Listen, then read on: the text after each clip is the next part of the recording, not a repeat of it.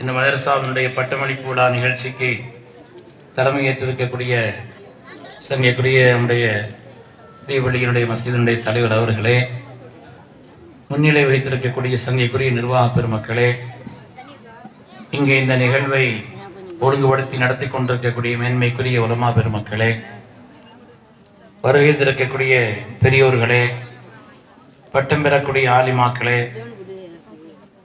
சகோதரர்களே, இங்கே நிரப்பமாக வருகின்ற அமைதியாகவும் அமைந்திருக்கக்கூடிய சங்கைக்குரிய தாய்மார்கள், பெரிய கூட்டம் இருக்கிறாங்க.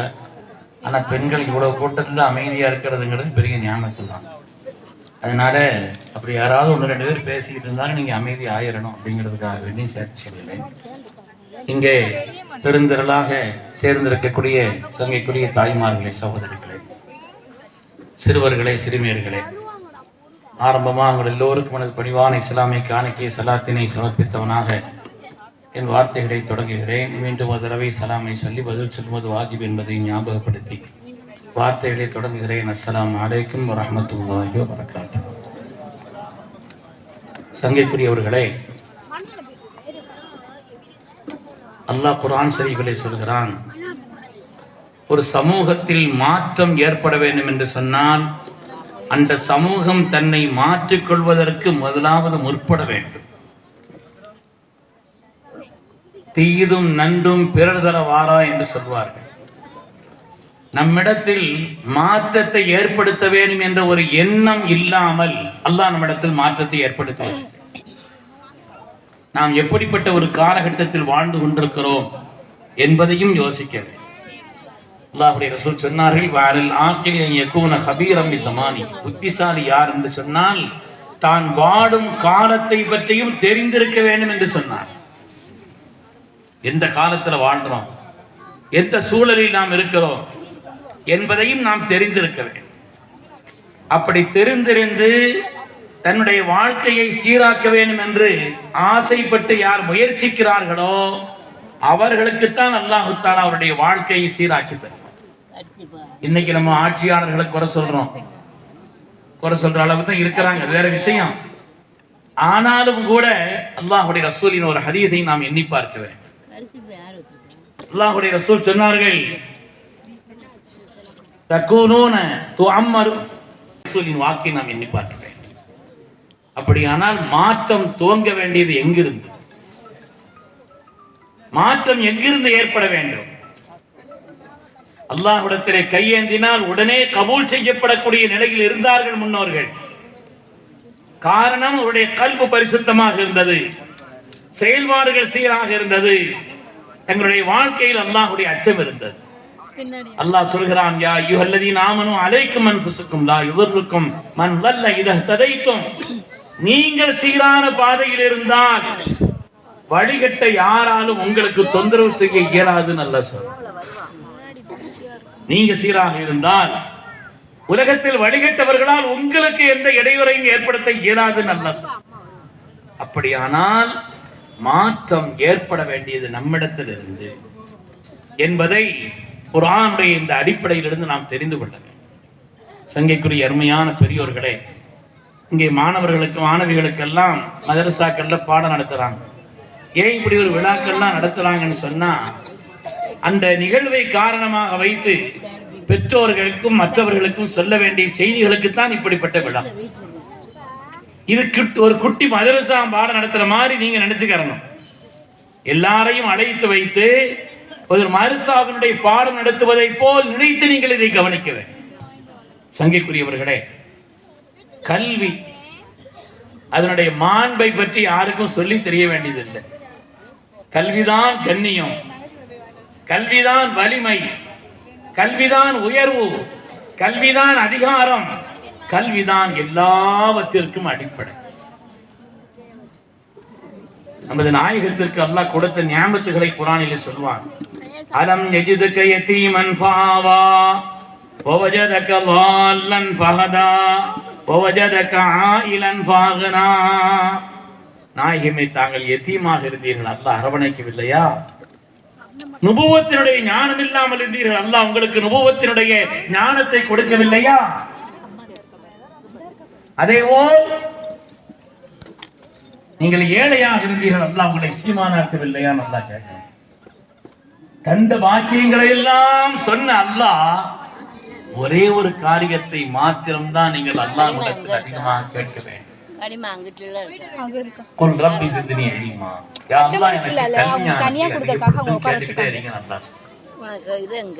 எவ்வளவு படித்தவராக இருந்தாலும், எவ்வளவு அறிவிஞானம் பெற்றவராக இருந்தாலும், நான் ஓரளவு விளங்கிட்டேன், விளங்க வேண்டிய விஷயத்தை எல்லாம் நான் விளங்கிட்டேன், இனிமே நான் தெரிய வேண்டியதெல்லாம் ஒண்ணுமில்லை என்று யாராவது நினைத்தால் அன்னையிலிருந்து அவருக்கு அறியாமை ஆரம்பிச்சிருச்சுன்னு அர்த்தம்.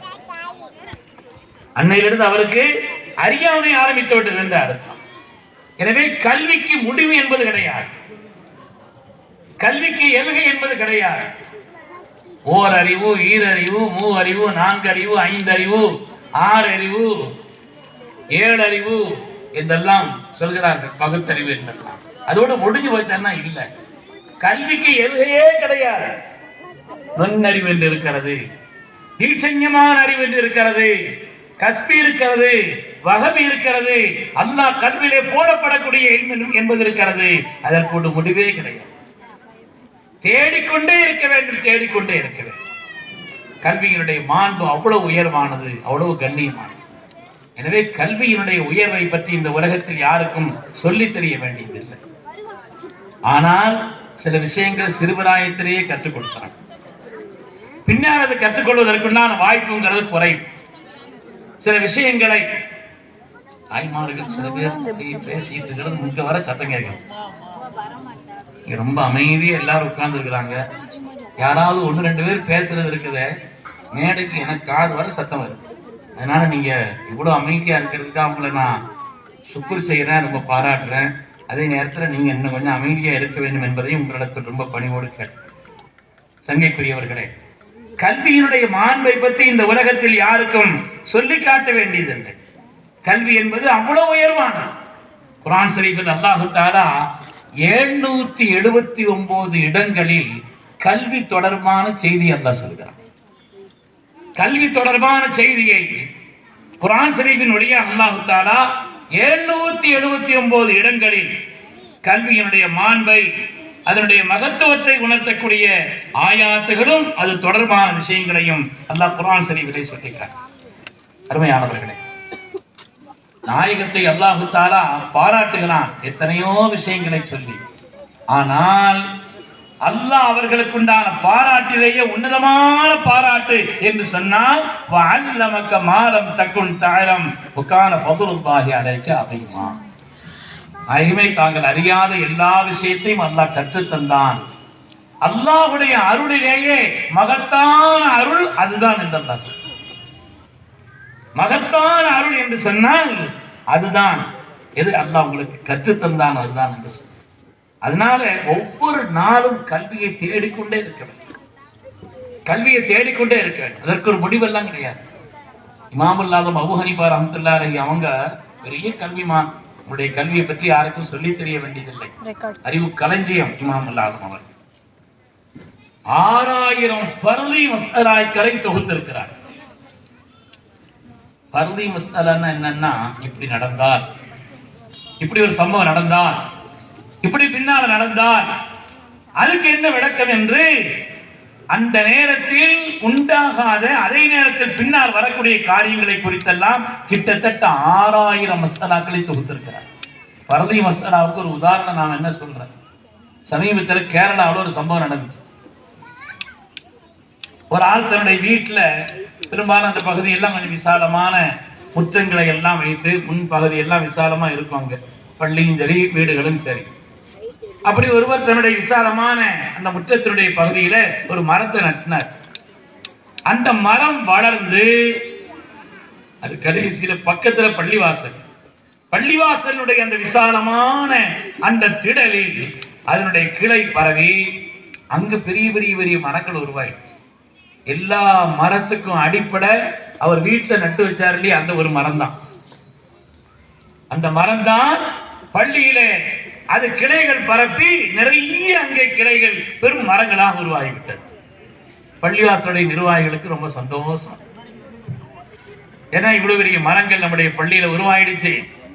நல்ல தரமான மரமாகவும் இருக்குது, அதனால இதை வெட்டி பள்ளிக்கு காசாக்கிறலாம், நல்ல எண்ணம் தானே அப்படின்னு முடிவு பண்ணி மரத்தை வெட்டி காசாக்குறதுக்கு யோசிச்சு அதை செயல்படுத்தணும் என்ற நேரத்தில் தான் அந்த வீட்டுக்காரர் சொன்னார், இது உங்களுக்கு ரைட்ஸ் கிடையாது, இங்க உள்ள மரங்களை எடுக்கிறதுக்கு உங்களுக்கு ரைட்ஸ் கிடையாது, அது என் வீட்டில இருந்து இங்க வந்த மரமே தவிர நீங்க உருவாக்குற மரம் அல்ல, அதனால உங்களுக்கு ரைட்ஸ் கிடையாதுன்னு சொன்னார்.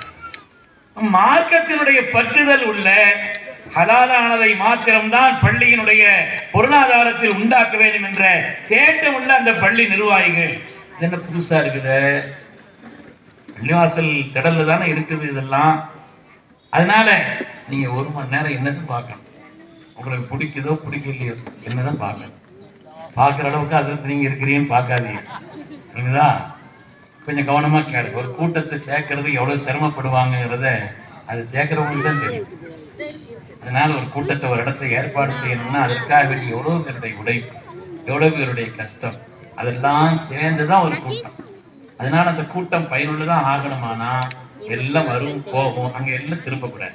உதாரணம் சொல்றதா இருந்தா அசத் சொல்ற மாதிரி இந்த சேனல்ல டிவியில பார்க்கும் பொழுது எப்படி கண்மூடாம பாக்குறாங்க, அது மாதிரி என்ன பார்த்துட்டு திரும்ப கேட்டா சொல்ல தெரியும் என்ன பேசணும்னு கேட்டா, அந்த அளவுக்கு நீங்க கொஞ்சம் கவனிக்க. கை அருமையானவர்களே, ஒரு ஃபர்தி மஸ்அலா, ஒரு கற்பனையாக இப்படி நடந்தால் என்ன சட்டம் என்று 6000 மஸ்அலாக்களை எழுதியவர்கள் இமாம் அபூ ஹனீஃபா ரஹ்மத்துல்லாஹி. இந்த ஃபர்தி மஸ்அலாங்கிறது ஒரு உதாரணம் தான் நான் சொன்னேன். கேரளத்துல சமீபத்தில் நடந்த ஒரு சம்பவம். ஒரு வீட்டுல மரம் நட்டிருந்தார், அதனுடைய கிளைகள் பள்ளியினுடைய விசாலமான முற்றத்தில் அங்கே பெரும் பெரும் மரங்களாக உருவாகிவிட்டது. அதை வெட்டி பள்ளிக்கு பொருளாதாரம் இருக்கிறவனுக்கும் கல்வி பெற முடியாது, வெட்கப்படுபவனுக்கும் கல்வி வராது. இமாம் அல்லாஹ் சொல்றாங்க, ஒரு நாவிதரிடத்திலிருந்து 5 பாடங்களை நான் கற்றேன். புனிதமான ஹஜ்ஜிலே அரஃபாவை முடித்து முஸ்தலிஃபாவில் இரவு தங்கி அடுத்த நாள் 10ஆம் நாள் காலையில் மினா வந்து மினாவிலே வந்து ஜமராவிலே கல்லடித்து விட்டு என்னுடைய ஆடுகளை குர்பானியை நான் கொடுத்து விட்டதற்கு பின்னாலே தலைமுடி இறக்குவதற்காக உட்கார்கிறேன். ஒரு நாவிதர் இடத்துல போறேன், அவர்கிட்ட கேட்டேன் தலைமுடி இறக்குறது எவ்வளவுன்னு கேட்டேன். அவர் சொன்னார், இது ஹஜ் விஷயம், அதனால இங்க வந்து இப்படி எல்லாம் வந்து கரார் கண்டிஷனா பேச வேண்டிய அப்படிலாம் இல்லை, கண்ணியமா ஏதாவது நீங்க கொடுத்துக்க வேண்டியது, நீங்க கொடுத்ததை நான் வாங்கிக்கிறவேன். நாம இல்லாத நினைச்சாங்க. அவர் எவ்வளவு கண்ணியமா சொல்றாரு, நாம தான் அவர்கிட்ட போய் தேவையில்லாம இப்படி கேட்டோம். முதல்ல எனக்கு அது கொஞ்சம் வெக்கமாச்சு. சரி அப்படின்னு நான் தலைமுடி இறக்குவதற்காக உட்காருகிறேன். உட்காரும் பொழுது அவர் சொல்றாரு, கிபிலாவை முன்னோக்கி உட்காருங்கள், கிபிலாவை முன்னோக்கி அமருங்கள் அப்படின்னு சொல்றாரு. நான் கிபிலாவை முன்னோக்கி அமர்ந்தேன். தலைமுடி இறக்குவதற்காக என்னுடைய தலையை நான் தாழ்த்தி கொடுத்தேன். அவர் சொன்னாரு, முதல்ல இறக்கப்பட வேண்டியது வலது பாகம், நீங்க இடது பக்கம் சாய்ச்சி கொடுக்குறீங்களே, வலது பாகத்தை சாய்ச்சி கொடுக்கணும்னா நான் வலது பாகத்தை சாய்த்து கொடுத்தேன். தலைமுடி இறக்க ஆரம்பித்த பிறகு நான் அமைதியாக நான் அமர்ந்திருந்தேன். அவர் தலைமுடி இறக்கிட்டு இருக்கிறார். அவர் சொல்றார், ஹஜ்ஜினுடைய பிரதானமான ஒரு காரியம் அரஃபா முஸ்தலிஃபா மினாவினுடைய இந்த காரியம் அறுத்து கொடுப்பது, அதுக்கு முடித்து எஹ்ராம் களைவதற்குண்டான ஒரு நிலையில் தாங்கள் இருக்கிறீர்கள். சும்மா உட்கார்ந்து இருக்கிறீங்க, உட்காராதீங்க, இது தக்பீருடைய நாள், தக்பீர் சொல்லிக் கொண்டிருங்கன்னு சொன்னார். நான் தக்பீர் சொல்ல ஆரம்பித்தேன். எல்லாவற்றையும் முடித்து விட்டு அவர் செல்கின்ற நேரத்தில் அழைத்து சொன்னார், ஹஜ்ஜினுடைய இவ்வளவு பிரதான அமல்களையும் நல்லபடியாக செய்வதற்கான வாய்ப்பை ரப்பு தந்தானே, அவனுக்கு நன்றி செலுத்திட்டு 2 ரக்காத்து சுக்குர் தொழுதுட்டு போங்கன்னு சொன்னார். நான் அவரை கட்டி பிடித்து விட்டேன். யார் நீ, யார் நீங்கள், இப்படிப்பட்ட உயர்வான ஒரு வழிகாட்டுதலை சொன்ன யார் நீங்கள், யார் உங்களுக்கு கற்றுத் தந்தது? சொன்னார், அப்பா இவன் அபி ரபா ஒரு மேதை எனக்கு சொல்லி தந்தார். உண்மையானவர்களே, எவ்வளவுதான் நாம் கற்றாலும் சரி, நாம் கற்றுக்கொண்டே இருக்கேன். ஒவ்வொரு நாளும் ரப்பி சிதனே இம்மா ரப்பே எனக்கு கல்வி ஞானத்தை அதிகப்படுத்தித்தான் அல்லாஹ்ட்ட கேட்டுக்கிட்டே. கல்விக்கு முடிவு என்பதே மார்க்கம் வைக்கவே இல்லை, இதுக்கு ஒரு எல்கையே கிடையாது. இமாம் அபூ யூசுப் ரஹ்மத்துல்லாஹி அலைஹி அவங்களோட வீட்டுல ஒரு ஆள் வந்து ஒரு சட்டம் கேட்கிறாங்க. ஒரு ஆள் சட்டம் கேட்கிறார், ஹஜ்ஜிலே மினாவில் கல்லடிப்பதற்காக போகும் பொழுது நடந்து போகிறது நல்லதா, வாகனத்துல போறது நல்லதா? இப்ப அந்த கேள்வியெல்லாம் கேட்க முடியாது. இவ எல்லாம் வாகனத்துல எல்லாம் போக முடியாது, நடந்தா எல்லாரும் போகும். அந்த காலத்துல நடந்து சென்று கல்லடிப்பது நல்லதா, வாகனத்துல நான் சென்று கல்லறிவது நல்லதான்னு கேட்டான். இமாம் அபூ யூசுப் ரஹ்மத்துல்லாஹி அலைஹி சொன்னாங்கன்னா, நீங்க கல் அடிச்சுட்டு உங்க டெண்டுக்கு திரும்பி வர்ற மாதிரி இருந்துச்சுன்னா நடந்து போறது நல்லது. இல்ல நீங்க கல்லடித்து விட்டு அதற்கு பிறகு மக்காவில் போய் தவாஃப் செய்யறதுக்காக போறீங்கன்னா வாகனத்துல போறது நல்லதுன்னு சொன்னாங்க. சட்டத்தை கேட்டு விட்டு கேட்டவர் வெளியிலே வருகிறார். வீட்டுக்குள்ள ஒரு சத்தம் கேட்குது. என்னன்னு கேட்டாங்கன்னா, இமாம் அபூ யூசுப் ரஹ்மத்துல்லாஹி அலைஹி வஃபாத் ஆயிட்டாங்க. வாழ்க்கையினுடைய கடைசி நேரம் வரை கற்றார்கள், கற்றுக் கொடுத்தார்கள், கல்வியை தேடிக்கொண்டே இருந்தார். அதனால அதுக்கு ஒரு முடிவுங்கிறது கிடையாது. அதுல உலக கல்வி, மார்க்க கல்வி, மார்க்க அப்படின்லாம் பிரிக்கிறது. கல்வியை ரெண்டாகத்தான் மார்க்க பிரிக்கிறது. பயனுள்ள கல்வி, பயனற்ற கல்வி. அல்லாஹ் நாஃபியான இல்மை தா என்றுதான் சொல்ல கேட்டாங்க. பயனுள்ள கல்வியை தா ரப்பே, பயனற்ற கல்வியை விட்டு என்னை பாதுகாத்தருள் என்று கேட்டார். அதனால கல்விக்கு முடிவுங்கிறதே கிடையாது. இதுல ஆண்கள், பெண்கள், சிறியவர்கள், பெரியவர்கள் எவ்வளவு கற்றாலும் கற்றவர்களும் கல்வியை தேடிக்கொண்டே இருக்க வேண்டும். மார்க்கத்தில் ஏற்றத்தாழ்வுங்கிறது கிடையாதுங்க. நிறத்தால் ஏற்றத்தாழ்வு இருக்கிறதா? பிறப்பால் ஏற்றத்தாழ்வு இருக்கிறதா? மொழியால் ஏற்றத்தாழ்வு இருக்கிறதா? நாட்டால் ஏற்றத்தாழ்வு இருக்கிறதா? அப்படி மார்க்க வைக்கல. உலகத்துல சாதியின் பெயரால், பிறப்பின் பெயரால், மொழியின் பெயரால், நாடுகளின் பெயரால், அமெரிக்காவிலேயே அமெரிக்காவினுடைய ஜனாதிபதியாக ஒருவர் போட்டியிடுகிறார் என்று சொன்னால் நிறத்தின் காரணத்தினால் தோற்கடிக்கப்படுகிறார். அவர் வெள்ளை நிறத்தவர் என்று சொன்னால் வெற்றி பெறுகிறார், கருப்பு நிறத்தவர் என்று சொன்னால் தோற்கடிக்கப்படுகிறார். இன்னைக்கும் உலகத்துல நிறம், ஜாதி என்ற பெயரால என்னென்ன நடக்குதுங்கிறத நமக்கு சுத்தி இருக்கிற ஆட்களை பார்த்தாலே தெரியத்துங்க. சில இடத்துல அப்படிலாம் ஏற்றத்தாழ்வு கிடையாது. தக்பீர் கட்டுறோம், பக்கத்துல ஒரு ஆள் நின்னா யார் என்ன நமக்கு பிரச்சனை.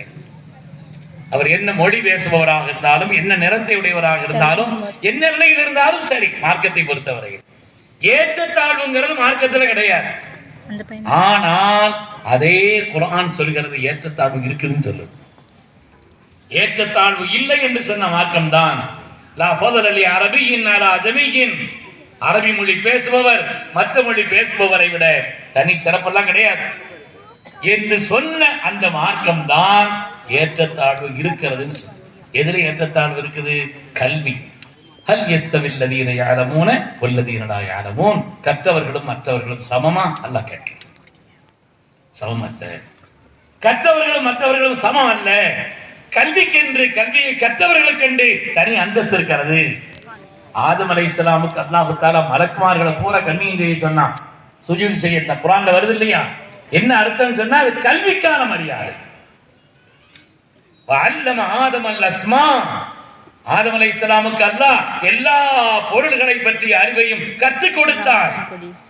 உஸ்ஜுது லி ஆதம், ஆதமுக்கு நீங்கள் கண்ணியம் செய்யுங்கள் எல்லா மலக்குமார்களுக்கு சொன்னானே. கற்றவர்களுக்கென்று தனி மரியாதை இருக்கிறது, கற்றவர்களுக்கென்று ஏற்றத்தாழ்வு அந்தஸ்து இருக்கிறது என்பதை குர்ஆன் ஷரீஃப் நமக்கு சொல்லிட்டாங்க. அதனால கல்விக்கு முடிவு அப்படிங்கிறதோ, கல்வி கற்றுவிட்டோம், முபல்லிகா பட்டம் வாங்கிட்டோம், அவ்வளவுதான், இன்னும் அதோட எல்லாத்தையும் மடிச்சு வச்சிட வேண்டியதுதான் அப்படிங்கிறது. இனிமேல் தான் கூடுதலா தேடணும், இனிமேதான் கூடுதலா நம்ம படிக்கணும். என்ன கல்விக்கு இப்படித்தான் முடிவுங்கிறது. சமயோஜித அறிவு இருக்குது, அல்லாஹ் போடக்கூடிய சன்மானமான அறிவு இருக்கிறது. நாம் அல்லாஹ்வுடைய அச்சத்தோடு வாழ்ந்தால் நாம் அறியாத ஞானத்தை அல்லாஹ் கற்றுத் தருகிறான். ஹதீஸ்ல வருது, அல்லாஹ் குர்ஆன்ல வத்தகுல்லாஹ் வ யுஅல்லிமுக்குமுல்லாஹ் பிஸ், அல்லாஹ்வுடைய அச்சத்தை கொண்டு நீங்கள் வாழ்ந்தால், செய்த விளங்கியதன்படி நல்ல அமல் செய்தால் அல்லாஹ் தஆலா நீங்கள் அறியாத ஞானத்தை உங்களுக்கு கற்றுத் தருவான்.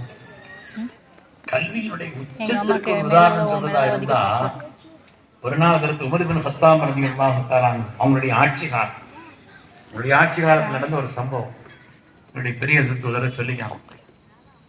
அலி ரலியல்லாஹு அன்ஹு ஒரு கனவு காண்கிறார். அந்த கனவிலே ஸல்லல்லாஹு அலைஹி வஸல்லம் பார்க்கிறார்.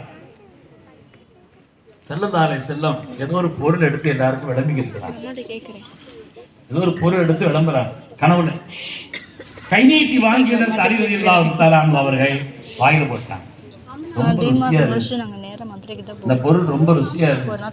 ரெண்டாவது கை நீட்டினாங்க. எல்லாருக்கும் ஒன்னொன்னு தானே கொடுத்துட்டு வர்றாங்க. ஆனால் 2வது கை நீட்டின தன்னுடைய மருமகனார் அலி ரலியல்லாஹு தஆலா அவங்களுக்கு ரசூலுல்லாஹ் கொடுக்கல, மற்றவங்க கொடுத்துட்டு போயிட்டு இருந்தாங்க. முடிச்சு பார்த்துட்டாங்க, தஹஜ்ஜுத் நேரம் எழுந்திரிச்சுட்டாங்க. எழுந்திரிச்சு பள்ளிக்கு வந்தா உமர்லானுடைய ஆட்சி காலம். உமர்லானு தொழுவச்சு முடிச்சுட்டு வெளியில வர்றாங்க. அங்கே ஏதோ விளம்புவதற்காக ஒரு பொருள் வந்திருக்காரு. அந்த பொருளை எடுத்து அதற்கு உமர் ரலியல்லாஹு விளங்கிட்டு இருக்கிறாங்க எல்லாரும். அதை வாங்கக்கூடிய வரிசையிலே அந்த கூட்டத்தில் அலி ரலியல்லாஹு இருக்கிறாங்க. அவங்களும் கை நீட்டி வாங்கினாங்க. வாங்கி வாயில போட்டாங்க, ரொம்ப ருசியா இருக்கு. 2வது கை நீட்டினாங்க அலி ரலியல்லாஹு தஆலா. உமர் ரலியல்லாஹு சொன்னாங்களாம், ராத்திரியில் உங்களுக்கு ரசூலுல்லாஹ் கொடுத்திருந்தா நானும் கொடுப்பேன்னு சொன்னாங்க. இது என்ன அறிவு? எங்கே உள்ள அறிவு இது? அறிவுடைய எல்கை என்பது நம்முடைய அறிவை எல்லாம் தாண்டியது. இதுக்கு ஒரு முடிவே கிடையாது. அதனால அருமையானவர்களே, முதலாவது நாம் அல்லாஹ்விடத்திலே அல்லாஹ் தீட்சண்யமான பயனுள்ள கல்வி எனக்கு தா என்று அல்லாஹ்விடத்தில் கேட்டுக்கொண்டே சிறுபிராயத்திலிருந்து நம்முடைய பிள்ளைகளுக்கு அறிஞானத்தை புகட்ட வேண்டும். பள்ளிக்கூடத்துக்கு அனுப்பும் பொழுதும் சரி, தாய்மார்களுக்கு சொல்கிறேன், பள்ளிக்கூடத்துக்கு அனுப்பும் பொழுதும் சரி, பிள்ளைகளை பரபரப்பா அந்த நேரத்துல வீட்டுல எள்ளு போட்டா எண்ணெய் ஆயிரும். அந்த நேரத்தில் இருக்கக்கூடிய டென்ஷன் இருக்குது, அப்படி இருக்கும். அதை எடுத்து வைக்கிறது, இதை எடுத்து வைக்கிறது, பரபரம். என்ன பரபரத்தான் சரி, 2-3 நிமிஷத்துக்கு முன்னாலே பிள்ளைகளை ரெடி பண்ணி வச்சுட்டு படிக்க போறதுக்கு முன்னாலே, ஓத போறதுக்கு முன்னாலே பிள்ளை எடுக்கிற பீசுதுனி இமா அப்படின்னு உட்கார்ந்து சொல்லிட்டு போமான்னு சொல்லு. அல்லாஹ் எனக்கு கல்வி ஞானம் தேவை. அல்லாஹ் எவ்வளவு இரக்கம் உள்ளவன். அல்லாஹ் அந்த பிள்ளைகளை மிக உயர்வான நிலையில் ஆக்கி விடுவான். அதனால ரப்பி ஸித்னி இல்மா ரப்பி ஹப்லி ஹுக்மன் வஅல்ஹிக்னி பிஸ்ஸாலிஹீன். ரப்பே எனக்கு தீட்சண்யமான அறிவை தந்து சாலிஹீன்களோடு என்னை நீ சேர்த்தருள் என்பது போன்ற குர்ஆனுடைய இந்த வசனங்களை ஓதிவிட்டு நாம் அனுப்பினால் பிள்ளைகளுக்கு அறிவிலே ஆர்வம் வரும், தேட்டம் வரும், ஈடுபாடு. அதனால அறிவை தேடிக்கொண்டே இருக்கிறது. இப்படிப்பட்ட இந்த விழாக்கள் கல்வியினுடைய விழாக்கள். பயனுள்ள கல்வியை, நம்முடைய வாழ்க்கையில் நல்ல மாற்றங்களை உண்டாக்கக்கூடிய கல்வியை, அல்லாஹ்வுடைய பொருத்தத்தை தேடி தரக்கூடிய இந்த கல்வியை நாம் அதிகமாக கற்றுக்கொள்வதிலே தனி கவனம் செலுத்த வேண்டும் என்று மார்க்கம் நமக்கு சொல்லுகிறார். எல்லாவற்றை பற்றி அறிவும் குர்ஆன் இருக்குதுங்க. குர்ஆன் சொல்ல வந்தது ஆகிரத்து தான் குர்ஆனுடைய லட்சியம். அல்லாஹ்வை பெற்றுக் கொள்வதுதான் குர்ஆனுடைய லட்சியம். ரப்பினுடைய பொருத்தம் தான் குர்ஆனுடைய நோக்கம். ஆனால் குர்ஆன் எல்லாவற்றை பற்றியும் சொன்னது. உலகத்தில் ஒவ்வொன்றிலிருந்தும் பாடம் படிக்கணும். ஒரு காகத்திடத்திலிருந்து நாம படிக்க வேண்டிய பாடம் 5 பாடம் இருக்குதாங்க. ஒரு காகம் பார்க்கறதுக்கு சுமாரா இருக்கு தோற்றத்துல. நான் புருணை சென்றிருந்தேன். அங்க வந்து மியூசியத்துல சிங்கத்தை புலி எல்லாம் அடைச்சு போட்டு காமிப்பாங்க.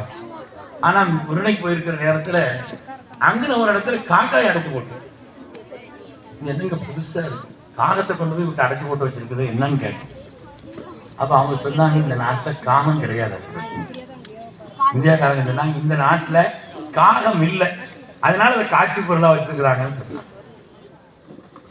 காகம்ங்கிறது இருக்குது ரொம்ப புத்திசாலியான பறவைங்க. சலீம் அலின்னு சொல்லி பறவைகள் சம்பந்தப்பட்ட பெரிய ஆய்வாளர்.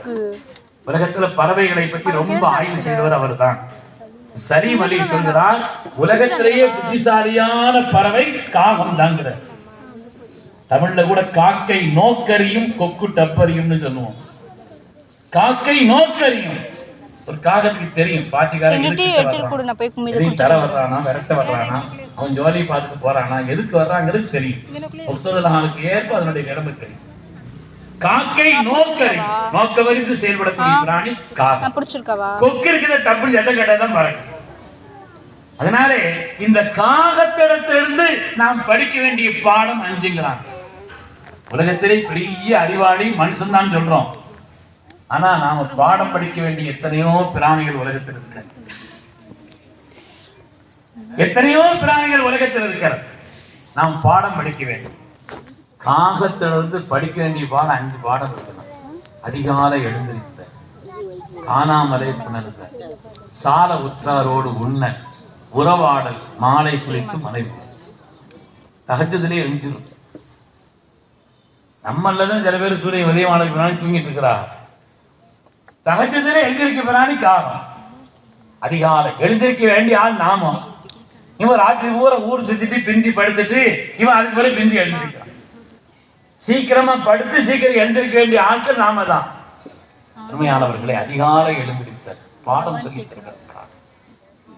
அது மாதிரி காணாமலே அதனுடைய மனைவியோடு இல்லாரோடு சேருவதை உலகத்துல யாரும் பார்த்திருக்க மாட்டாங்க. மனுஷன் தான் அப்படிப்பட்ட நாகரிகம் இல்லாமல் நடக்கிறான்.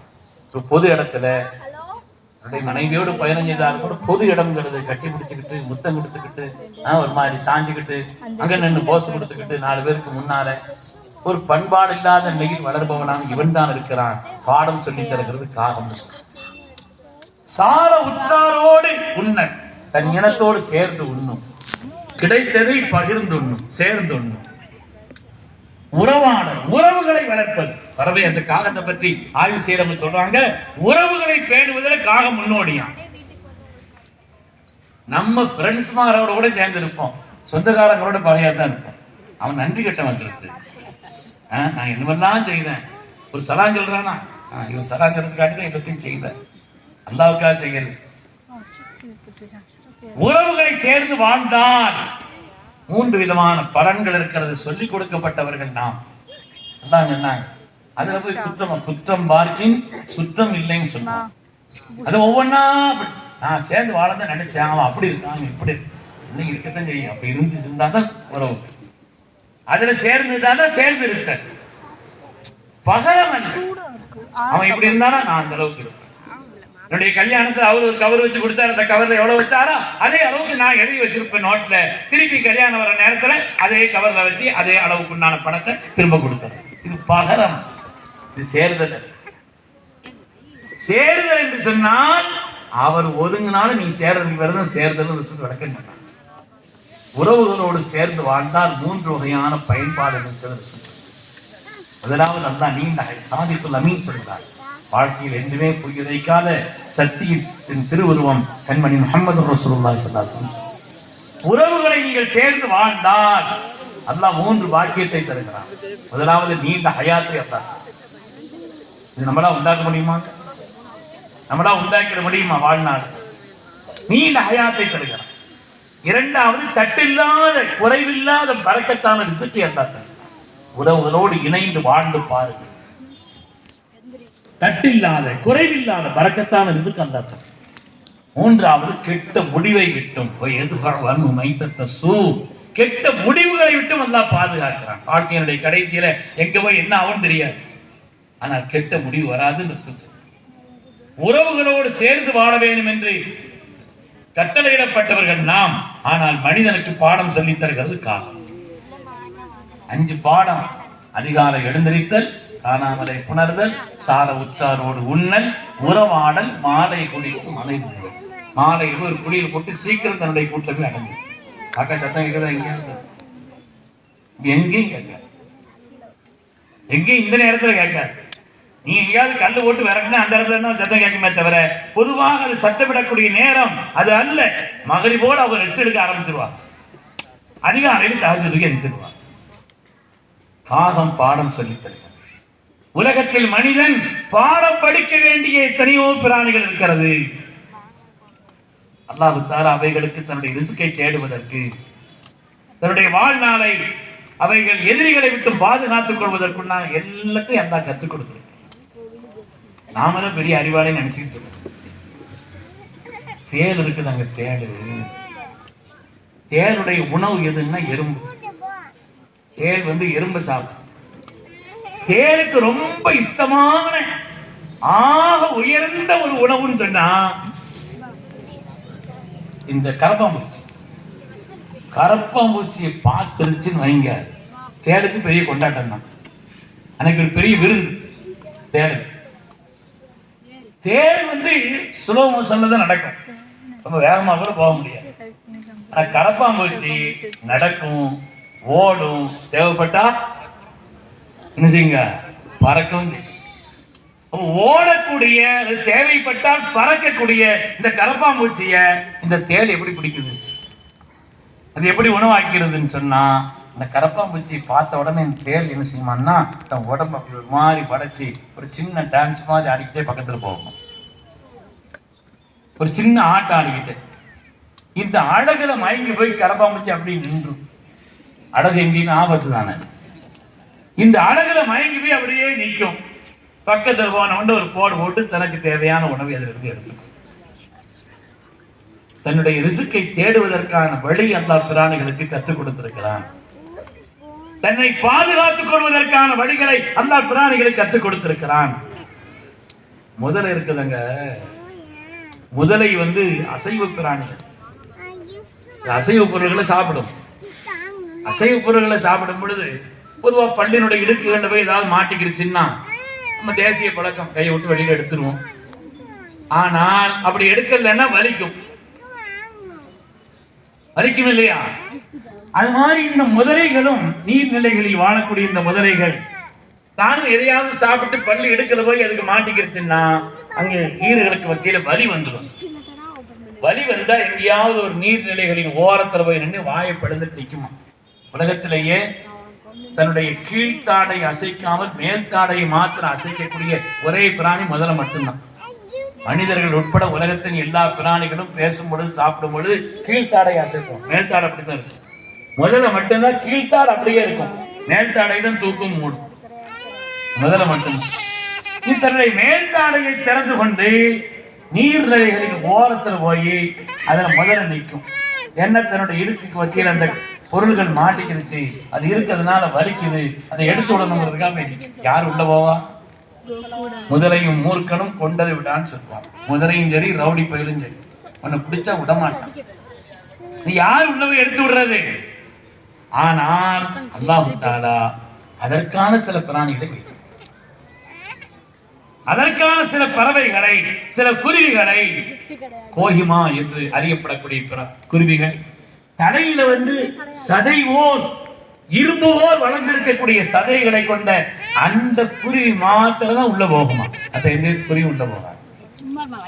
அது போய் பல்லினுடைய இடுக்குகளுக்கு இடையிலே உள்ள அந்த கழிவுகளை எல்லாம் தன்னுடைய கூறிய அழகா கொத்தி அவைகளை எடுக்கும், எடுத்து அதை சாப்பிடும்.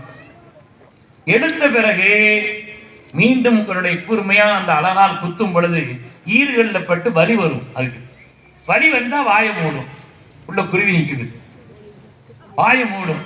மூடுற நேரத்திலே தன்னுடைய தலையில் வளர்ந்திருக்கக்கூடிய அந்த தசை அதை கொண்டு ஒரு குத்து குத்தும், அது கதவு திறக்கும், மேல திறக்கும், வெளியில போகும். தான் வருவதற்கான வழியை தெரியாமல் அது உள்ள போறதில்லை. பிராணிகளுக்கு உண்டான அறிவு. நம்ம கையிலிருந்து வெண்ணக்கீழே விழுந்து முட்டை உடைஞ்சிருக்குதுங்க. இங்க கோழி முட்டை போட்டு உடைஞ்சிருக்குதாங்க? கோழி முட்டை போட்டு என்னைக்காவது முட்டை உடைஞ்சிருக்குதா? நம்ம கையிலிருந்து கீழே விழுந்து என்ன முட்டை உடைஞ்சிருக்கு? உலகத்தில் அல்லாஹு தஆலா வாழ்வதற்கும் தன்னை நிலைப்படுத்துவதற்குமான அறிவை அவைகளுக்கு கற்றுத் தந்திருக்கிறான். நாம் பாடம் படிக்க வேண்டிய எத்தனையோ தன்மைகள் பிராணிகளிடத்திலேயே. அறிவுக்கு முடிவுங்கிறதே கிடையாது. சமயோஜித அறிவு, ஈச்சன்யமான அறிவு. தமிழ்நாட்டில் நீண்ட காலம் ஆட்சி செய்த ஒரு கட்சி, யாரும் ரொம்ப அடக்கமா சொல்லல, எல்லாம் அரசியல் ஞானம் உள்ளவர்கள், விளங்கிக்கிறீங்க, ரொம்ப அதை போய் ஊடுருவி பார்க்காதீங்க, அதற்கு மறைக்காதீங்க, சும்மா விஷயத்தை பத்தி விளங்குறதுதான் கேட்டுக்காங்க. நீண்ட காலம் ஆட்சி செய்த ஒரு கட்சி, அது புதிதாக ஒரு கட்சி தமிழகத்தில் ஆட்சி ஏற்கிறது. நீண்ட கால ஆட்சி அந்த கட்சியினுடைய தலைவர் சொல்றாரு, இதெல்லாம் நாங்க சாப்பிட்டு போட்ட எச்சி வேலை, நாங்கெல்லாம் அனுபவிச்சதுதான், புதுசா வந்திருக்கிறீங்க, ஆனா இதெல்லாம் நாங்க நீண்ட காலம் சாப்பிட்டு போட்ட எச்சி இலைகள். நம்மள புதுசா வந்தவங்கள பாராட்டுற மாதிரி இல்லையே, குறை சொல்றாங்களேன்னு வேதனைப்பட்டு இருந்தான். அந்த நேரத்தில் அவர் எழுந்து சொன்னாலும் தெரியுது, இந்த இலையை பார்த்தாலே தெரியுது நீங்க எவ்வளவு சாப்பிட்டு இருக்கிறீங்கன்னு தெரியுது. இந்த இலையை பார்த்தாலே எவ்வளவு காலம் சாப்பிட்டு இருக்கிறீங்கன்னு தெரியுதுன்னு சொன்னாராம். அது மாதிரி அதெல்லாம் சமயோஜிதமான அறிவு. அந்த நேரத்துக்கு ஏற்ப, நேரத்துக்கு ஏற்ப இந்தியாவுக்கு வந்திருந்தார் பாகிஸ்தானுடைய பிரதமர் அய்யூப் கான். அய்யூப் கான் இந்தியாவுக்கு வந்திருந்தார். வந்திருந்த நேரத்தில் அவரிடத்திலே பண்டிட் ஜவஹர்லால் நேரு அவர்கள் ஆப்பிள் பழத்தை எடுத்து கொடுத்தார். இது காஷ்மீர் ஆப்பிள் அப்படின்னு கொடுத்தாராம். என்ன அர்த்தம்? காஷ்மீர் எங்கிட்ட தான் இருக்குது, காஷ்மீர் எங்கிட்ட தான் இருக்குது காட்டுவதற்கா. அவர் அந்த நேரத்தில் அவரை காஷ்மீர் ஆப்பிளா, அதை வெட்டுறதுக்கு பாகிஸ்தான் கத்தியும் சரி, அதை எடுத்து ஒரு வெட்டு வெட்டினார். அவர் இடுப்புல ஒரு கத்தியை சொல்லி இருந்தாராம். அவர் உண்மையானவர்களை சமயோஜிதம், சூழ்நிலைக்கு ஏற்ப நடப்பது கொடுப்பதுங்கிறது சமயோஜிதமான அறிவு. காது இயாத் ரஹ்மத்துல்லாஹி அலைஹி பெரிய மேதை இருந்தாங்க. எதையுமே சமயோஜிதமா முடிவு செய்வாங்க. பெரிய ஜட்ஜ் அவங்க. ஒரு ஆள் சொன்னாராம், நான் ஒரு ஆள்கிட்ட கொஞ்சம் பணம் கொடுத்து வச்சிருந்தேன், நிறைய பணம், இந்த மாதிரி சேமிக்கிறதுக்கு வழி இல்லாத அந்த காலம். அதனால நான் ஒரு ஆளை நம்பிக்கையான ஆளுன்னு பார்த்து அவர் கையில கொடுத்து வச்சிருந்தேன். ஆனா நீ தரவே இல்லைங்கிறான் அந்த மனுஷன். நான் கொடுத்து வச்சிருந்தது உண்மை என்று தான் சேர்த்து அவர் கொடுத்ததை பற்றி அவர் ரொம்ப புலம்புகிறார், அழுகிறார். காது இயாத் ரஹ்மத்துல்லாஹி அலைஹி கேட்டாங்க, உண்மையிலேயே நீ கொடுத்தியா? உண்மையிலேயே நான் கொடுத்தேன், உண்மையிலேயே நான் கொடுத்தேன்னு சொல்லி. சரி இருக்கட்டும். அந்த ஆளை கூட 2 பேரும் உட்கார வச்சாங்க. கேட்டாங்கன்னா, நீ கொடுக்கும்போது பக்கத்துல ஏதாவது அந்த இடத்துல சில பொருள்களோ அடையாளங்களோ மனிதர்களோ யாரும் இருந்தாங்கன்னா? ஒத்துரும் இல்லை, மனிதர்கள்லாம் இல்லை. ஆனா அங்க ஒரு மரம் இருந்துச்சு, ஒரு மரம் இருந்துச்சு. காது இயாத் ரஹ்மத்துல்லாஹி அலைஹி சொன்னாங்கன்னா, அப்படியா? யார் அந்த கொடுத்து வைத்ததா சொல்கிறார் அவரை பார்த்து சொன்னாங்களாம், நீங்க அந்த மரத்துக்கிட்ட போயிட்டு வாங்க. யார் வாங்கினதா அவர் சொல்றாரு, அவர் நீங்க உட்காருங்க, அவர் வரட்டும், அதுவரை நீங்க உட்கார்ந்துறீங்க, நீங்க அந்த மரத்துக்கிட்ட போயிட்டு வாங்கன்னு சொன்னார். அவரும் மரத்துக்கிட்ட போயிட்டு இருக்கிறார். கொஞ்ச நேரம் கழிச்சு காது இயாத் ரஹ்மத்துல்லாஹி அலைஹி அவங்கள்ட்ட கேட்டாங்களா, யார் உட்கார்ந்து இருந்தாரோ அவர்கிட்ட கேட்டா, அவர் மரத்துக்கிட்ட போயிருப்பாரான்னு கேட்டாங்க. போயிருப்பாருன்னாரு. உங்களுக்கு எப்படி தெரியுங்க? அந்த மரத்தை பத்தி உங்களுக்கு என்ன தெரியும்? நீங்க தான் வாங்கலையே, அவர் தானே மரம் இருக்குதுன்னு சொன்னாரு. கொடுத்த இடத்துல ஒரு மரம் இருக்கிறது என்று அவர் தானே சொன்னார். இப்பொழுது அவர் போயிருப்பாருங்கிறீங்களே. எதுவும் நடந்திருக்கு, உண்மை சொல்லுங்கன்னு கேட்டா ஆமான்னு. சமயோஜிதம் என்று சொல்வார். தீட்சண்யமான அறிவு, சமயோஜித அறிவு என்றெல்லாம் அறிவினுடைய எல்கை விரிந்து கொண்டே செல்கிறது. நாம் அதெல்லாம் முடிஞ்சு போச்சுன்னு நினைக்கவே கூடாது, அதை தேடிக்கொண்டே இருக்க. உண்மையானவர்களே, கல்வியில சிறந்த கல்வி எதுன்னு சொன்னா, எது அதவை உண்டாக்கி தருமோ அந்த கல்விதான் சிறந்தது. எது பயனளிக்குமோ அந்த கல்விதான் சிறந்தது. அதுக்கு வயசுங்கிறதெல்லாம் இல்லை, எது பயனளிக்கும் அந்த பயனுள்ள அதவுள்ள கல்வி எப்படி பெறுவதுன்னு சொன்னா, 4 பேருடைய நல்ல துவாக்களை கொண்டு பிறக்கும். சின்ன வயசு பிள்ளை அதற்கு இப்னு அப்பாஸ் தான். உலகத்திலேயே குர்ஆனுக்கு விளக்குரை சொல்பவர்களுக்கெல்லாம் தலைவர் அவர்கள் தான். உலகத்திலே குர்ஆனுக்கு விளக்குரை சொல்பவர்களுக்கெல்லாம் தலைவர் அவர்கள் தான். ஆனால் அதபின் காரணத்தினால் தான் அந்த பதவி கிடைத்தது. அதபின் காரணம். அதனால நாங்கள் முதலாவது அதபை கற்றுக்கொண்டோம், பிறகுதான் கல்வியை கற்றுக்கொண்டோம் என்று சஹாபாக்கள் சொல்வார். அந்த அதபின் காரணத்தினால் உஸ்தாத்மார்களுக்கு உண்டான அதப், பெற்றோர்களுக்கு உண்டான அதப், தன்னுடன் சக நிலையில் இருக்கக்கூடியவருடைய மற்றவருடைய அதவையும் கண்ணியத்தையும் பேணினால். குர்ஆன் வச்சிருக்கிறோம்னா குர்ஆனுக்கு ஒரு அதப் இருக்குது. இமாம் ஷாஃபி ரஹ்மத்துல்லாஹி அலைஹி அவங்க குர்ஆன் வைக்கக்கூடிய அந்த பலகை இருக்குது இல்லையாங்க, என்ன சொல்றாங்க, ரைகால் பலகைங்கிறாங்க. இந்த ரைகால் பலகையில கை வச்சு சாஞ்சி இருக்க மாட்டாங்க, ரைகால் பலகையில தலை வைக்க மாட்டாங்க. அவங்கள்ட்ட கேட்டாங்கன்னா, குர்ஆனுக்கு மரியாதை செய்ய வேண்டியதான் சரி, ஆனால் இந்த ரைகால் பலகை கை வைக்க மாட்டேங்கிறீங்க, அதுல கை ஊன மாட்டேங்கிறீங்க, தலை வைக்க மாட்டேங்கிறீங்க, அதுக்கு ஒரு கண்ணியம் செய்யறீங்களே, அப்படி ஒண்ணும் மார்க்கம் சொல்லலையே. இமாம் ஷாஃபி ரஹ்மத்துல்லாஹி அலைஹி விளக்கம் சொன்னாங்களா, அல்லாஹ் தஆலா மூசா அலைஹிஸ்ஸலாம் பார்த்து செருப்பை கலத்துங்க, பரிசுத்தமான இடத்துல நிக்கிறீங்கன்னு அல்லாஹ் சொன்னானே, ஏன் சொன்னான்னு கேட்டான். செருப்பை கலத்துங்க, பரிசுத்தமான இடத்தில் நிற்கிறீர்கள் என்று அல்லாஹ் சொன்னானே, ஏன் சொன்னான்னு கேட்டான். சில பேர் அதுக்கு விளக்கம் சொல்லுவாங்க, அல்லாஹ்வுடைய பார்வை அந்த இடத்துல படுது, அதுதான் காரணம்னா துன்யால செருப்பு போடுறதே ஹராம் ஆயிடும். அது காரணம் இல்லை.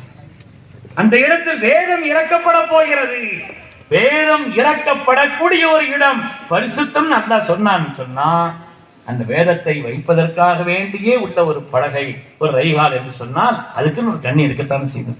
பார்த்தது இப்படி பார்த்தோம். அதனாலதான் நம்முடைய பெருமக்கள் எல்லாம் குர்ஆனை கூட நெஞ்சில் இப்படி சேர்த்து வச்சுதான் கொண்டு போனாங்க. அதுக்குள்ள கண்ணியத்தை வேண்டாம், கீழே இப்படி தொங்க போட்டு கொண்டு போக மாட்டாங்க. குர்ஆனுக்கு மேல எதையும் வைக்க மாட்டாங்க, குர்ஆனுக்கு மேல் எதையும் வைக்க கூடாது. குர்ஆன் ஓதும் பொழுது சட்டுன்னு திரும்பி பார்க்க கூடாது. குர்ஆன் ஓதும் பொழுது முழு கவனம் அங்கதான் இருக்கு. யாராவது பெரியவர்கள், உஸ்தாத்மார்கள், பெற்றோர்கள் அழைத்தாலும் கூட ஒரு ஆயத்தை நிறுத்திட்டு தான் திரும்பி பார்க்கணும்னு சொல்றாங்க. ஓதிக்கிட்டு பொழுது போறது வர்றது எல்லாத்தையும் பார்த்துட்டு இருக்கிறது குர்ஆனுக்குள்ள அதபி. குர்ஆன் ஓதும் பொழுது அல்லாஹ்வோடு பேசுகிறான், அல்லாஹ்வோடு உரையாடுகிறான், ரப்புடைய தொடர்பில் ஆகிவிடுகிறான் என்று சொல்லும் பொழுது அந்த நேரத்துல வேறு பக்கம் திரும்பி பார்க்க கூட கூடாது, முழு கவனத்தோடு ஓதணும். இந்த அதபுகளின் காரணத்தினால் ஒரு மனிதன் வாழ்க்கையில் சிறக்கிறான், உயர்வை பெறுகிறான், எல்லா மேன்மைகளையும். மக்களே, இங்கே கொடுக்கப்படக்கூடிய கல்வி குர்ஆனுடைய கல்வி. எல்லா ஞானத்தை பற்றியும் குர்ஆன் இருக்கிறது. குர்ஆன்ல இல்லாத ஒண்ணும் இல்லை, எதுவுமே கிடையாது. குர்ஆனில் எல்லாம் இருக்கிறதுன்னு சொல்லக்கூடாது, குர்ஆனில் இல்லாத எதுவும் இல்லை. குர்ஆன்ல எல்லாம் இருக்குது. குர்ஆனில் இல்லாத எந்த கலையும் எந்த துறையும் உலகத்திலே, இந்த உலகத்துக்கு சவால் விட்டு சொல்றோம், பெருமைக்கு சொல்லல, உலகத்திற்கு சவால் விடுகிறோம். இந்த துறையை பற்றி குர்ஆன் சொல்லவில்லை அப்படின்னு சொல்றதுக்கு ஒரு உலகத்தில் ஒரு ஆண்மகன் பிறக்கவில்லை. எல்லா இயல்களை பற்றியும் எல்லா கலைகளை பற்றியும் எல்லா துறைகளை பற்றி உண்டான அடிப்படையான விஷயங்களை அல்லாஹ் சொல்றான். சமீபத்தில் நான் ஒரு நூல் படித்தேன், எண்களை பற்றி அவர் எழுதியிருக்கிறார். இந்த நம்பர்களை பற்றி அவர் ஆய்வு செய்து எழுதியிருக்கிறார். அதுல 1, 2, 3 ஓரிலக்க எண்கள், ஈரிலக்க எண்கள், மூவிலக்க எண்கள், 4 இலக்க எண்கள், அந்த எண்களை பற்றி ஆய்வு செய்து சொல்றாரு.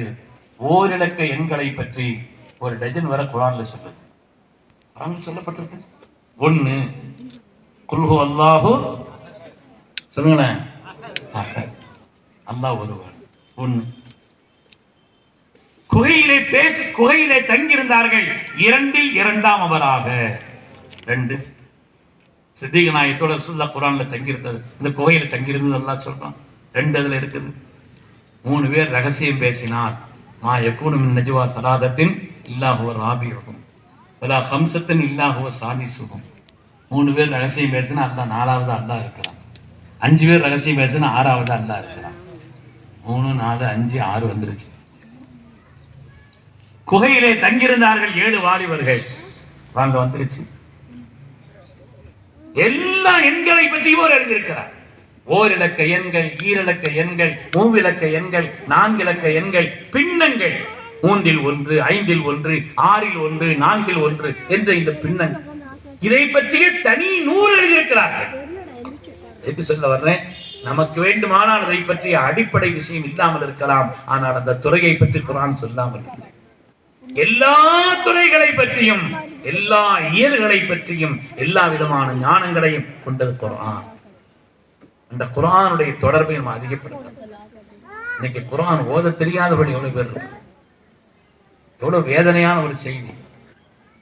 கியாமத்து நாள் வரை வான்மண்டலத்திற்கும் பூமிக்கு மத்தியில் உண்டான தொடர்பு குர்ஆன் தான்.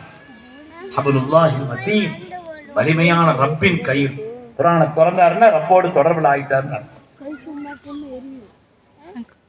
அதனால குர்ஆன், முதலாவது குர்ஆனுக்கு உண்டான கடமை ஓத தெரியணும். குர்ஆனை ஓத தெரியவில்லை என்றால் இந்த உம்மத்தினுடைய உயிர் நாடி குர்ஆன், உம்மத்தினுடைய உயிர் நாடி குர்ஆன். அதனால குர்ஆனோடு உள்ள நம்முடைய தொடர்பை, வீட்டுல குர்ஆன் ஓதுட்டாங்கன்னு வைங்க, எல்லா மேன்மைகளும் வீட்டுக்கு வந்து, அதாவது நிம்மதி. உலகத்தில் அதை தேடிதான் துன்யால எல்லா இடத்தையும் சுத்துறாங்க. காஷ்மீர் பெஹல்காம் போறாங்க, அங்க போறாங்க, இங்க போறாங்க, எதுக்குன்னா நிம்மதியை தேடி போறாங்க. அங்க போய் செத்துட்டு வர்றான் சில பேர். அதனால நிம்மதியா தேடக்கூடிய இடம் குர்ஆனை ஓதுங்கள், நிம்மதி வரும். குர்ஆனை ஓதுகிற காரணத்தினால் ஏற்படக்கூடிய பயன்பாடுகளை பெருமக்கள் சொல்கிறார்கள். 70க்கும் மேற்பட்ட பயன்பாடுகள், 70க்கும் மேற்பட்ட பயன்பாடு. குர்ஆனை பார்த்து ஓதுனா ஆகிரத்தினுடைய பயன்களை சொல்லவில்லை, உலக ரீதியான பயன். ஒரே ஒரு பயனை சொல்றேன், ஒரே ஒரு பயன் குர்ஆன் சொல்றேன். அபூ லஹப் இஸ்லாத்தினுடைய கடுமையான எதிரி. குர்ஆனில் எதிரிகளிலேயே பெயர் சொல்லப்பட்ட ஒரே எதிரி அபூ லஹப் மட்டும்தான். அவனையும் அவனுடைய மனைவியும் சபித்து அல்லாஹ் ஆயத்தை இறக்கிட்டான். அவனுடைய மனைவி உம்மு ஜமீல் பேர், பட்ட பேர், அர்வான் அசல் பேர். அரபியில் தமிழ் என்னமா அர்த்தம் வச்சுக்கிறாரு. அர்வான் அசல் அவருடைய அரபி பேர். உம்மு ஜமீல் பட்ட சொல்லி கூப்பிடுவாங்க. குர்ஆன்ல ஹம்மாலத்தல் ஹத்தப்னு அல்லாஹ் பேர் சொல்கிறான், விறகை சுமந்து நடப்பவர். இந்த ஆயத்து அல்லாஹு தஆலா அபூ லஹபையும் அவருடைய மனைவியும் கண்டிச்சு ஆயத்து இறக்கின உடனே அபூ லஹபினுடைய மனைவி அந்த அருவா கடுமையான கோபத்துல ஒரு பெரிய கல்லை எடுத்துட்டு ரசூலுல்லாஹ் நோக்கி வர்றாங்க. ஒரு இடத்துல ஸல்லல்லாஹு அலைஹி வஸல்லம் சித்திக் அக்பர் பேசிக்கிட்டு இருக்கிறாங்க. அதை நோக்கி வந்து அதுல சித்திக் அக்பர் சொல்றாங்க, நாயகமே இப்போ வர்றது சரியா தெரியல, கையில வேற கல் இருக்குது, உங்களை தான் முறைச்சு பார்த்துட்டு வர்றாங்க. சொல்ல பார்த்தாங்க, சரிம்மா சரி நீங்க இருங்கன்றாங்க. பக்கத்துல வந்ததற்கு அபூபக்கர் சித்திக் இடத்திலே அந்த அருவா அபூ லஹபுடைய மனைவி கேட்கிறார், ஐன சாஹிபு, உங்கள்ட்ட பேசிக்கிட்டு இருந்தா உங்க நண்பரை எங்கன்னு கேட்டார். உங்களுடைய நண்பர் எங்கன்னு கேட்கிறாரு. அவங்க வாழ்க்கையில என்னைக்குமே பொய் சொன்னது, இன்னும் நிக்கிறாங்கன்னு சொல்லவும் முடியாது. அதனால அல்லாஹ் ஆலம் என் அபீபக்கர் அபீ குஹாஃபா, அபூபக்கரோட அல்லாஹ் தான் ரொம்ப அறிந்தவன் பதில் சொல்லிட்டாங்க. அபூபக்கரோட அல்லாஹ் தான் அறிந்தவன் சொல்றாங்க. அங்க எங்கேயும் பார்த்துட்டு கல்லக்கடை போட்டு போயிட்டான். ஆயத்திறக்கணும் அல்லாஹ், வைதா கரஅத்தல் குர்ஆன், குர்ஆனை நீங்கள் நேமமாக ஓதி வந்தால் ஜஅல்னா பைனக வ பைனல் லதீன லா யுமினூன பில் ஆகிரத்தி ஹிஜாபம் மஸ்தூரா. குர்ஆனை நேமமாக ஓதி வந்தால் உங்களுக்கும் ஆகிரத்தை நம்பாத அந்த கூட்டத்திற்கு மத்தியில் அல்லாஹ் தஆலா மறைக்கப்பட்ட ஒரு திரையை ஏற்படுத்தும். குர்ஆனை எதிரிகளுடைய தீமையிலிருந்து நம்மை பாதுகாக்கும் குர்ஆனை ஓதுவது, உம்மத்து குர்ஆன் ஓதுவது விட்டுச்சு எல்லா முசீபத்தும். குர்ஆனை ஓதுகிற காரணத்தினால் நஃப்ஸின் தீமைகள், ஷைத்தானின் தீமைகள், எதிரிகளின் தீமைகள், உலகத்தில் எல்லா விதமான ஆபத்துகள் தீமைகளிலிருந்து பாதுகாக்கக்கூடிய வலிமை நம்ம நினைக்கிற இதை கொண்டு காரியம்னு. ரசூலுல்லாஹ் வந்தாங்க, ரசூலுல்லாஹ் நான் ஒரு ஆள் தான் சம்பாதிக்கிறேன், என்னுடைய சம்பாத்தியத்துல தான் ஊடே நடக்குது, என் குடும்பமே போகுதுன்னு. வீட்டுல யாரெல்லாம் இருக்கிறாங்கன்னு கேட்டேன். வயதான என்னுடைய பெற்றோர்கள் இருக்கிறார், குடும்பத்தினுடைய பொறுப்பை கவனித்துக் கொள்ளக்கூடிய என்னுடைய மனைவி இருக்கிறார், சிறு பிள்ளைகள் இருக்கிறார். சொன்னாங்க, நீ சம்பாதிச்சு அங்க இருக்கிறேன்னு நினைச்சுக்கிட்டு இருக்கியா? நல்ல துருசத்துக்கு அவங்களாலதான் அல்லாஹ் உனக்கே போதுமான ரிஸ்க தர்றான்னு சொன்னான். நீ சம்பாதிச்சு அங்க கொடுக்கிறேன்னு நினைச்சுக்கிட்டு இருக்கிற, அவர்களின் காரணத்தினால்தான் அல்லாஹ் உனக்கே போதுமான ரிஸ்கை தருகிறான். இதுதான் அசல் பார்வை. நாம நினைச்சுக்கிட்டு இருக்கிறோம் இப்படி நான் தான் எல்லாத்தையும் உண்டாக்குறோம் சொன்னாங்க. இல்ல இல்ல, அவர்களால் தான் அல்லாஹ் உங்களுக்கு போதுமான ரிஸ்கை. ஒரு காரியத்தில் இதை கொண்டு இது நினைப்போம், அல்லாஹ் ரசூல் சொன்னாங்க இல்லை, அதை கொண்டு உங்களுடைய வாழ்க்கையை மாற்றுங்கள், உங்களுடைய வாழ்க்கை இறையச்ச உள்ளவர்களா மாற்றுங்கள், உங்களுடைய வாழ்க்கை பேடுதலாக ஆக்குங்கள், மார்க்க பக்தியோடு நீங்கள் வாழுங்கள். வர வேண்டியதெல்லாம் தானா வந்து. மூசா அலைஹிஸ்ஸலாம் அல்லாஹ்ட்ட கேட்டாங்க, யா அல்லாஹ் இவ்வளவு அநியாயம் பண்றானே இந்த பிறவும், இவ்வளவு அநியாயம் பண்றானே ரப்பே, செல்வத்தை கொடுத்திருக்கிற, அதிகாரத்தை கொடுத்திருக்கிற, வலிமையை கொடுத்திருக்கிற, இன்னும் அடிச்சாட்டியெல்லாம் பண்ணிக்கிட்டு இருக்கிறானே ரப்பே, எங்களுக்கு எதிராக எவ்வளவு திட்டமிட்ட செயல்களை செய்கிறார். காஷ்மீர் அப்படித்தான் இன்னைக்கு பரத்துறாங்க. அந்த மக்கள் கேட்கிறார்கள், காஷ்மீர்கள் கேட்கிறாங்க, எங்களுக்கான வருமானமே இந்த டூரிஸ்ட் தான், எங்களுடைய உணவில் நாங்கள் நெருப்பை அள்ளி போடுவோமா, மண்ணள்ளி போடுவோமா? இதுவரை எங்கேயாவது ஒரு இடத்திலே ஒரு எஃப்ஐஆர் பதிவாகி இருக்கிறதா? வந்த டூரிஸ்ட் இடத்துல நாங்கள் கண்ணியம் இல்லாமல் நடந்தோம் என்று எங்களை பற்றி ஏதாவது ஒரு புகார் வந்திருக்குதான் கேட்கிறாங்க. காணாமல் போன பொருள்களை திரும்ப கொடுத்திருக்கிறோம், வலியவர்களை நாங்கள் அவர்களை மீட்டிருக்கிறோம், சிரமப்பட்டவர்களை எங்களுடைய வீடுகளை வைத்து அரவணைத்திருக்கிறோம் என்று மக்கள் கேட்கிறார். நடந்துச்சு, மோத காரியங்கள் நடக்கிறது கண்ணியமானவர்களே. அதனாலே நாம் நம்முடைய வாழ்க்கையிலே இறையச்சமுள்ள ஒரு வாழ்க்கையை நாம் மேற்கொண்டோம் என்று சொன்னார், பேணுதலான ஒரு வாழ்க்கை நம்மிடத்தில் வந்து விட்டது என்று சொன்னார், மற்ற காரியங்களை அல்லாஹ் செய்தார். இஸ்லாம் ஒன்னும் இந்த உலகத்துல ரொம்ப மலர்படுக்கையில் வந்த ஒரு மார்க்கம் அல்ல, கடுமையான சோதனைகளை தாண்டி வந்த மார்க்கம். மக்காவில் உள்ள எதிரிகள் மாதிரி துன்யாவில் எதிரிகள் இருந்தாங்க, அவ்வளவு கடுமையான எதிரி. அது மாதிரி மூசா அலைஹிஸ்ஸலாம் அல்லாஹ்ட்ட கேட்டாங்க, யா அல்லாஹ் இந்த ஃபிரௌன் இவ்வளவு அடிச்சாட்டியம் பண்றானே என்று கேட்ட பொழுது அல்லாஹ் என்ன பதில் சொன்னான் தெரியுமா? அல்லாஹ் சொன்னான், فاقيموا الصلاة آية أوحينا إلى موسى وأخيه أن تبوأ لقومكما بمصر بيوتا وجعلوا بيوتكم قبلة فاقيموا الصلاة தொழுகை நிறைவேற்றுங்கள். அதே மாதிரி அல்லாஹ் தஆலா நாயகம் ஸல்லல்லாஹு அலைஹி வஸல்லம் அவர்களுக்கு எதிராக அபூ ஜஹலும் மற்றவர்களும் அநியாயம் செய்தார்கள். ஹரமிலேயே வந்து தொழுவதை தடுத்தார்கள். அராயிதல்லதி யன்ஹா அபதன் இதா ஸல்லா, ஹரமில் வந்து தொழுகிறது கூட ரசூலுல்லாஹ் தடுத்தாங்க. அவ்வளவு கடுமையான வேதனை கொடுத்த நேரத்தில் அல்லாஹ் சொன்னான், நாயகமே அதை நான் பார்த்துக்கிறேன், நீங்கள் அல்லாஹ்வை சுஜூது செய்யுங்கள், அவரிடத்தில் நெருங்குங்கள், அதை நான் பார்த்துக்கிறேன். செய்ய வேண்டியதை விட்டுட்டோம், எதையும் நினைச்சு கவலைப்பட்டோம். நாம் வேண்டுதலாக இறையச்சம் உள்ளவர்களாக ஒழுக்கம் உள்ளவர்களாக நாம் அல்லாஹ்வை பயந்து பிறருக்கு நன்மை செய்யக்கூடியவர்களா, நம்மளால யாருக்கும் எந்த கருதலும் வரக்கூடாது. யாருக்கும் உபகாரம் செய்தா பதில் உபகாரம் மட்டுமில்லை, நமக்கு கெடுதல் செய்தாலும் உபகாரம் தான் செய்யும். அதுதான் நம்முடைய குணமா இருக்கு. யாருக்கும் எந்த காலத்திலும் எந்த விதமான கெடுதலையும் நினைப்பவர்களாக நாம் இருக்கக்கூடாது. அது ஒரு முஸ்லிமினுடைய பண்பு அல்ல, ஒரு முஸ்லிமுக்கு அழகான செயலும் அல்ல.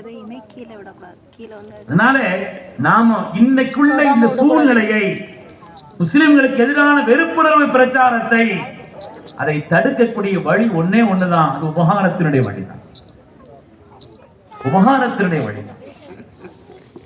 நாம நம்முடைய நல்ல பண்புகளால், உயர்ந்த குணங்களால், தயாளமான தன்மைகளால், உபகாரத்தின் வழிகளால் தான் யாரையும் வெற்றி கொள்ள முடியும். இருந்து சென்னைக்கு ஒரு தடவை நான் ட்ரெயின்ல பயணப்பட்ட பகல் நேரம். அந்த நேரத்துல பக்கத்துல ஒரு பெரிய ப்ரொஃபஸர், சொந்த ஊர் வேலூர், அவர் சென்னைக்கு போயிட்டு இருக்கிறார். செந்தில் குமார் அவருடைய பெயர்.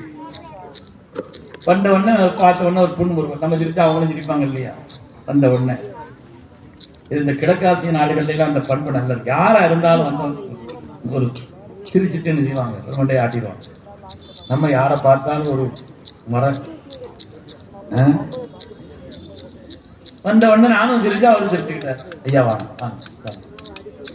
பேச ஆரம்பிச்சு. பேசிக்கிட்டே நீங்க யாருன்னா நான் யாரு என்ன அவரும் சொன்னா, நான் ஒரு ப்ரொஃபஸர் வேலூர்ல. ஐயா நானும் வேலூர்ல தான் ஓதுனேன். அப்படியா, வேலூர்லையா பாக்கியத்திலே ஓதுனீங்க? அதை பத்தி தெரிஞ்சிருக்கிறேன். நாங்க அப்துல் ஹக்கீம் காலேஜ்ல தான் நான் ப்ரொஃபஸரா இருந்தேன் அப்படின்னு அதை பத்தி பேசிட்டே இருந்தேன். அவருக்கு வந்து இந்த மதியம் சாப்பாடு வாங்கணும். அதனால வண்டி ட்ரெயின் நிக்கிற இடத்துல சாப்பாடு வாங்குறதுக்காக மதுரையில முயற்சி பண்ணாரு. ஏசி கோச்சு முன்னால இருந்துச்சு. அங்க இருந்து வாங்கிட்டு வரதுக்குள்ள ட்ரெயின் பிறட்டும் போல் தெரியுது. வந்து வாங்குறதுக்குள்ள ட்ரெயின் மூவ் ஆயிடுச்சு. திண்டுக்கல்ல முயற்சி பண்ணாரு, அங்கேயும் வண்டி மூவ் ஆயிடுச்சு. அப்பதான் நான் சொன்னேன், ஐயா திருச்சியில மட்டும் ஓதுன ஒரு மாணவர் இருக்கிறார், எனக்கு அவர் மத்தியானம் சாப்பாடு வாங்கிட்டு வர சொல்லியிருக்கிறேன். அதனால நீங்க சொல்ற ஒரு இடத்துல, நீங்க விரும்புற எங்கேயாவது ஒரு ஹோட்டல்ல சொல்லுங்க, அங்க சாப்பாடு வாங்கிட்டு வர சொல்லி நான் சொல்றேன். இல்ல ஐயா பரவாயில்லைன்னு. இல்ல பரவாயில்லை, நீங்க சொல்லுங்க, நீங்க சாப்பாடு வாங்க போறீங்க, வாங்க முடியல இல்லையா, எங்க வாங்கன்னு சொல்லுங்க, சொல்லுங்க நான் வாங்கிட்டு வர சொல்றேன். இல்ல இல்லைன்னாரு. நான் வந்து போன்லைன்னு சொன்னேன்ப்பா, என் கூட ஒரு ப்ரொஃபஸர் ஒரு ஆள் வர்றாங்க, அவங்களுக்கு திருச்சியில நல்ல வசதியா இருக்கிற ஒரு இடத்துல ஹோட்டல்ல சாப்பாடு வாங்கிட்டு சொன்னேன். அவர் மறுக்கல. பொண்ணு நாம சொல்லும் பொழுது மறுக்கல. சாப்பாடு வாங்கிட்டு வந்தா சாப்பாடு வந்து நடந்து 9 வருஷம் ஆச்சுங்க. இன்னைக்கு நானும் அவரும் நண்பர்கள். என்னுடைய வீட்டிற்கு குடும்பத்தோடு அவர் வந்திருக்கிறார். அவருடைய இடத்திற்கு நானும் போயிருக்கேன். ஒவ்வொரு ரமதான்லையும் சரி, பெருநாட்கள்லையும் சரி, முக்கியமான நாட்கள்லையும் சரி, மறக்காம போன் போட்டு தன்னுடைய வாழ்த்துக்களை பரிமாற்றங்களை செய்து. மக்களை, இந்த உலகத்தில் நாம் யாரையும் வெற்றி கொள்வதற்குண்டான வழி உபகாரத்தின் வழிதான். உபகாரத்தின் வழி. அதனால அப்படிப்பட்ட ஒரு நல்ல பண்புகளை நாம் வளர்த்துக் கொள்ள, அதைத்தான் நமக்கு மார்க்கம் சொல்லி தருகிறது. அத்தீனு அந்நஸீஹான்னு சொன்னாங்க. மார்க்கம்னா என்னன்னு சொல்லிட்டு கேட்டாங்க. சொன்னாங்க அத்தீனு அந்நஸீஹா. நஸீஹான்னா என்ன என்று சொன்னால், நஸீஹத் என்று சொன்னால் மற்றவர்களுக்கு நன்மையை நாடுவது, அதுதான் நஸீஹத். எல்லோருக்கும் நன்மையை நாட வேண்டும், எல்லோருக்கும் உபகாரத்தை நாம் செய்ய வேண்டும். அப்படிப்பட்ட ஒரு பண்பு நம்மிடத்தில் வந்துவிட்டது என்று சொன்னால், இந்த உலகத்திலே நம்மை எதிரிகளாக நினைப்பவர்களிடத்திலேயும் கூட வெற்றி கொண்டு விடும். யாரையும் ஒரு எதிரியை வீழ்த்துறதுக்கு எதிர்த்தனம் அல்ல. ஒரு நஜீச போகணும்னு சுத்தமான தண்ணி வேணும். நஜீசில போய் நஜீச ஊத்தா திருப்பி நஜீசாத்தான் ஆகணும். இது அபில்லத்தி அஹ்சன், எது அழகானதோ சுத்தமான தண்ணீரை கொண்டுதான் நஜீஸை சுத்தப்படுத்த முடியும். நம்முடைய உயர்ந்த குணங்களால் நல்ல பண்புகளால் உண்மையானவர்களே நாம் பிறரை வெல்ல அப்படிப்பட்ட பண்புகளை வளர்த்துக்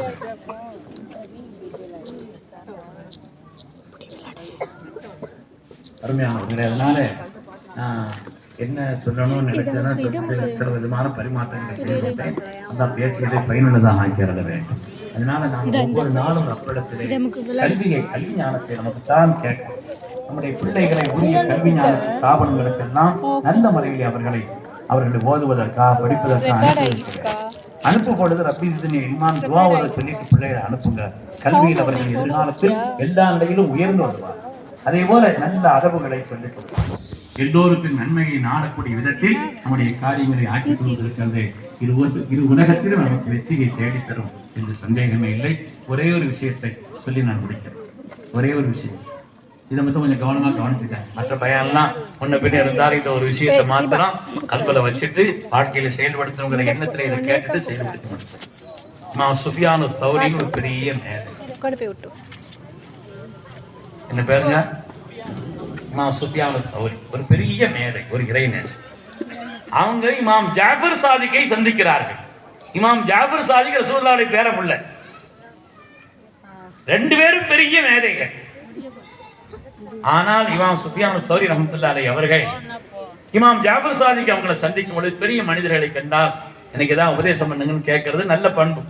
எனக்கு ஏதாவது சொல்லுங்க.